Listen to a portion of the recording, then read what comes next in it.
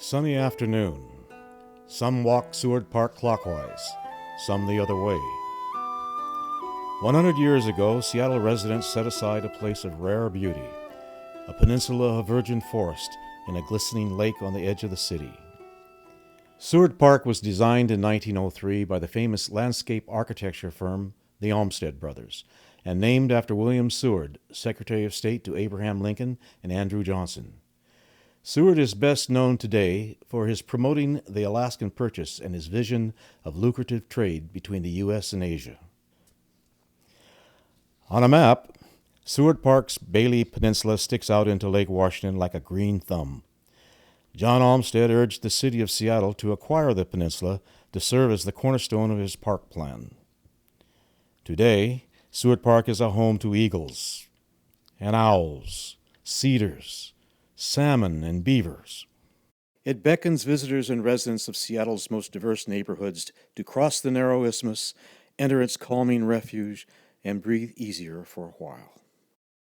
Many people enjoy Seward Park's serene shoreline paths and its playground filled with boisterous children speaking in many languages. Some have explored the park's magnificent forest with 500-year-old giant Douglas firs, but relatively few visitors have noticed these two concrete foundations, almost hidden in the bushes. They mark the location of the former Seward Park Torii, a welcome Japanese gate, a gift of friendship between cultures that stood for 50 years, greeting visitors and making the transition between the urban and natural worlds. 2011 marked the centennial of the park. Friends of Seward Park and other neighborhood groups met to discuss a celebration. We needed a symbol of the park to advertise the centennial, and it seemed natural to use the Torii. Those of us who grew up with the Torii wondered who had built it in the first place, why had it been in Seward Park, and what had happened to it. As part of the celebration, the Friends invited the Cherry Blossom Festival Committee to plant a new Japanese cherry tree in the park. Afterward, the committee members visited the foundations of the old Torii and agreed the park should have a new Torii, and the Seward Park Torii project was born.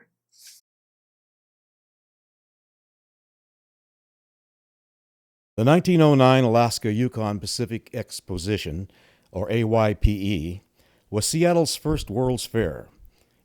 It highlighted Asian trade relationships, and these relationships are even reflected in the motif of the exposition's entrances, Torii-like gates embellished with Alaskan-style totems. In 1911, 2 years after the exposition, city leaders conceived the Golden Potlatch Festival to entice visitors to Seattle. The potlatch was interrupted by World War I, but was revived in 1934 with a renewed emphasis on Seattle and international trade. Our initial search for who had built the Torii began at the Seattle Municipal Archives downtown. We found a 1935 photo of the Torii in Seward Park. We also discovered that the Torii had originally appeared in the 1934 Potlatch Festival. It was donated to the city as a gesture of goodwill by the Japanese community. It was then placed in Seward Park after the festival, and you can still see the concrete foundations today. I was sure that someone had to have taken a photo of the Torii at the 1934 Potlatch Festival, so I repeatedly checked the archives. One day at the University of Washington Special Collections, there was a home movie collection donated from the Cushy family. I looked through the finding aid.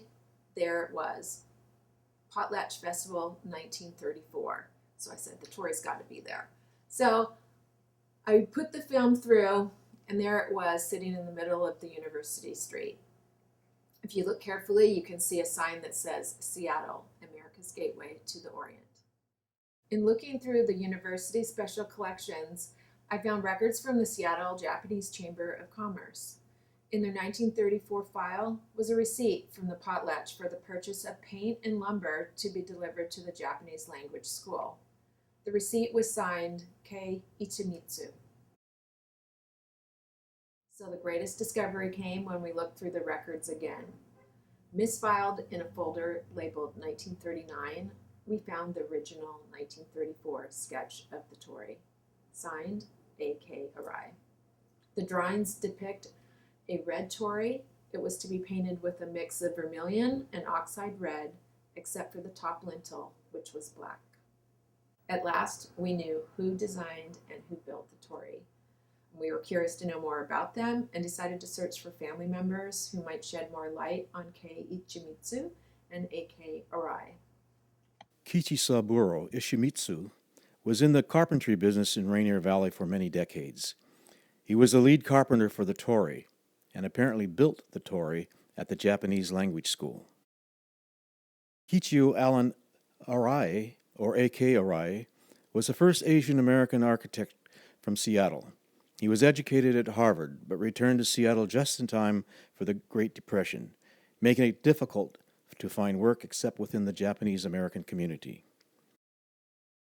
My name is Jerry Arai, and I'm the son of Ellen Kichio Arai, who was the designer of the Torii Gate at Seward Park. And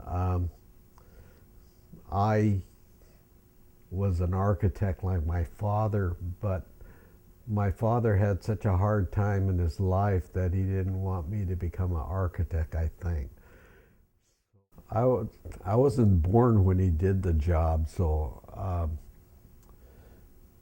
all I remember is we used to always go there to show relatives or friends the Torii Gate, because my father did the Torii Gate, and he only would mention that he did the gate. That's about all he said. A lot of his work he never talked about. He just said he did. I found out he did a shrine for a religious church. I think it was a Buddhist church, but I've never seen it. But he kind of did things just because he wanted to do it. He was also a member when he was I think he was just graduating from college. He joined an organization that's pretty prominent in the Japanese community. It's a JCL, Japanese American Citizen League. They're all over the country. But they started, one of the first groups started in Seattle, and he was a member of that group, but he didn't stay there.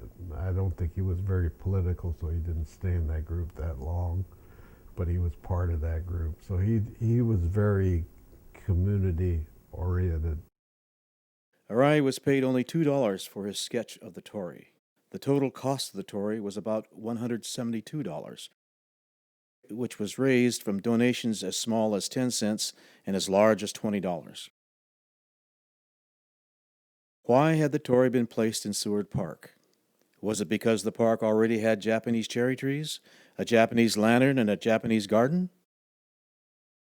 The first 3 Japanese cherry trees were planted in the park in 1929 by Japanese diplomats on their way to an arms limitation conference in London.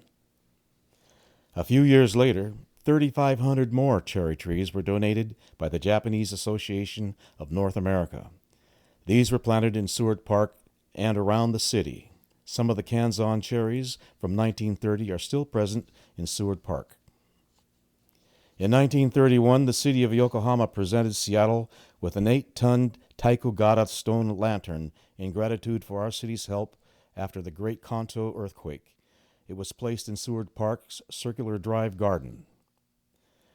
The Japanese community advised and helped Park Department head gardener Jacob Umlauf to create a Japanese-style garden in the Circular Drive.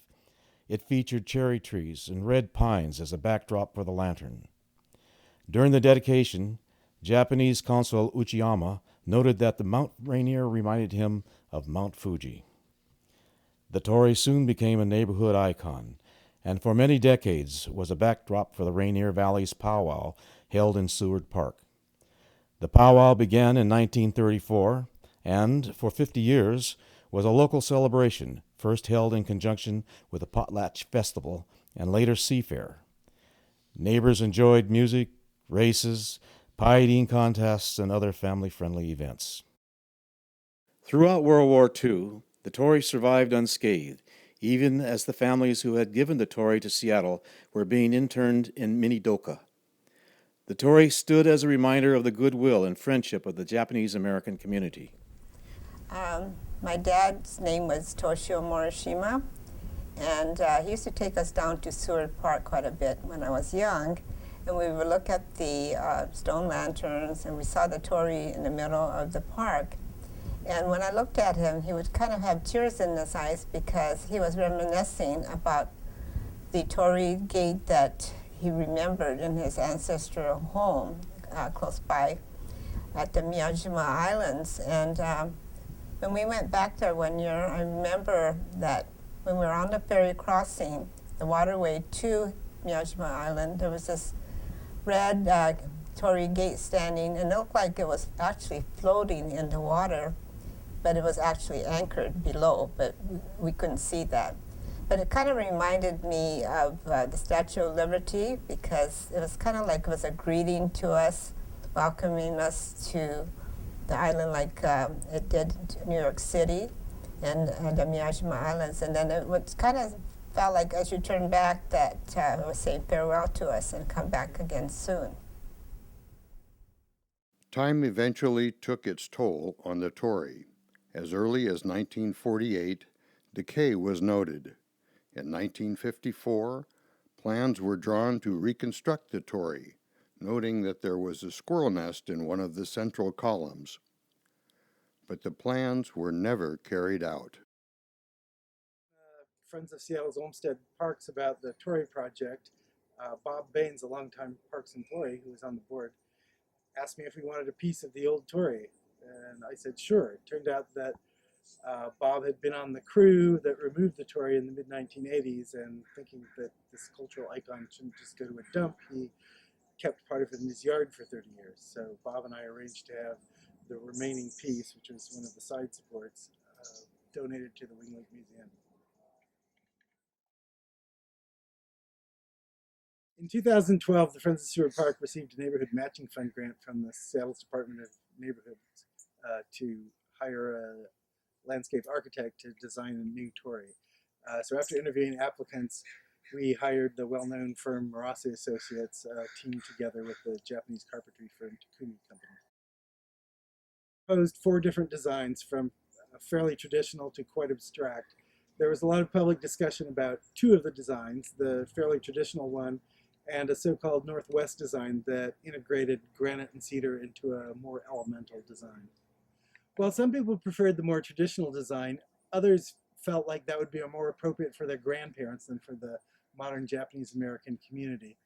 The Northwest design was also perceived to better fit in with the wilderness character of the park and with the surrounding multi-ethnic community. I'm one of the, at-large members of the Friends of Seward Park, and I got interested in the Torii project because I actually never got to see the original one. When I lived in Japan, 2005 into 2006, there were torii everywhere, in some of the most amazing places. And since they marked the entrances to Shinto shrines, they were usually in really beautiful spaces. And it was clear that the community here wanted to have that same aesthetic feeling for the new Seward Park Torii. Torii are traditionally made of wood or stone. Because the original torii had eventually rotted, the Parks Department didn't want wooden columns like in the old torii that would require maintenance. Scott Marase suggested columns of bush-hammered granite. The cross pieces will be made of cedar, and there will be a plaza of pebbled concrete to make the area ADA accessible.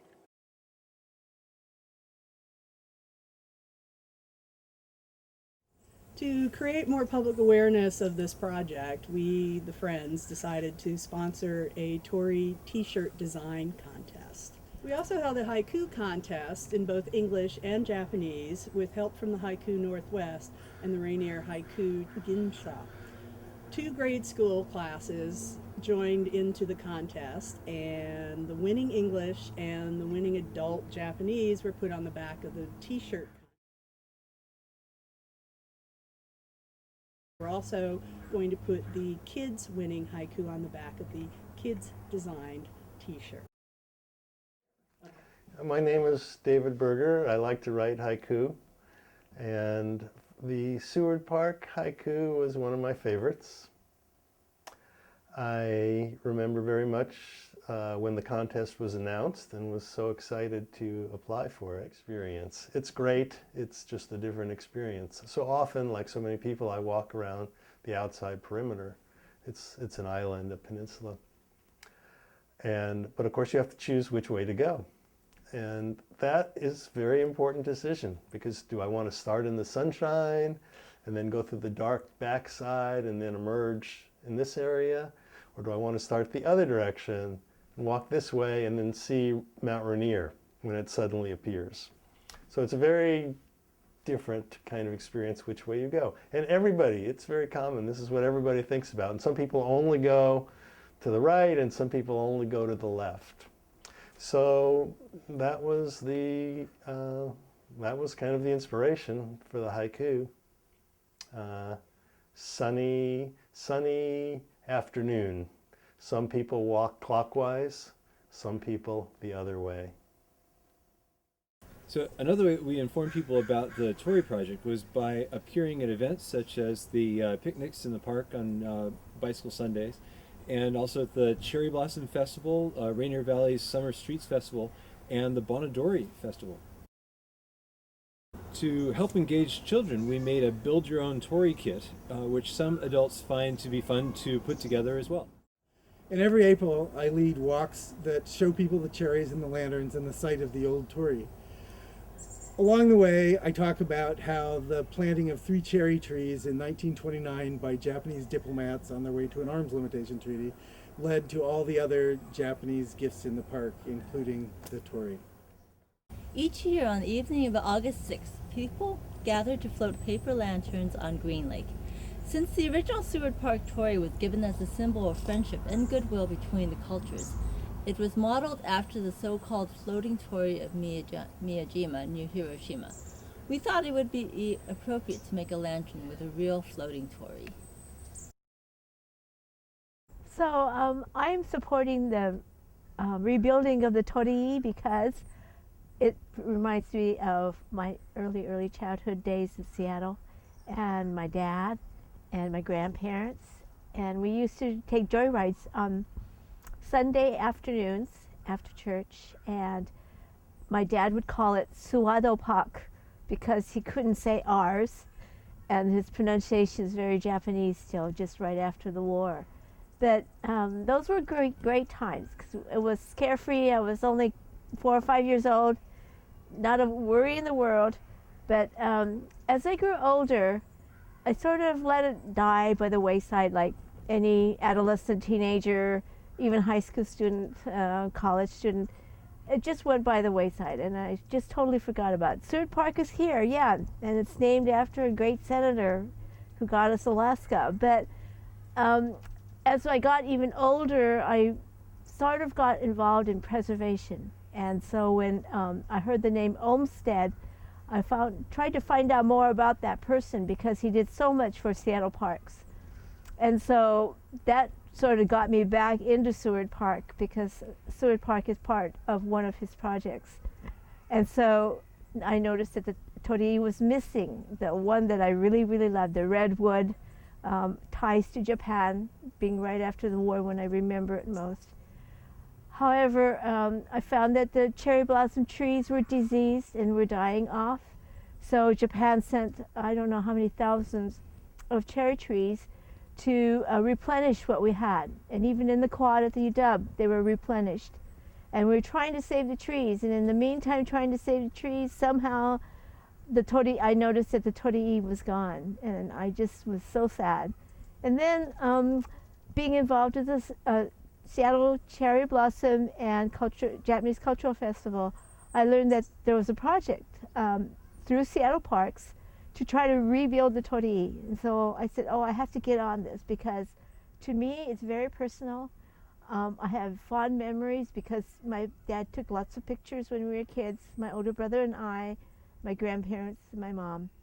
So I encourage anyone who loves the relationship between Japan and Seattle and the historical value of having this torii rebuilt.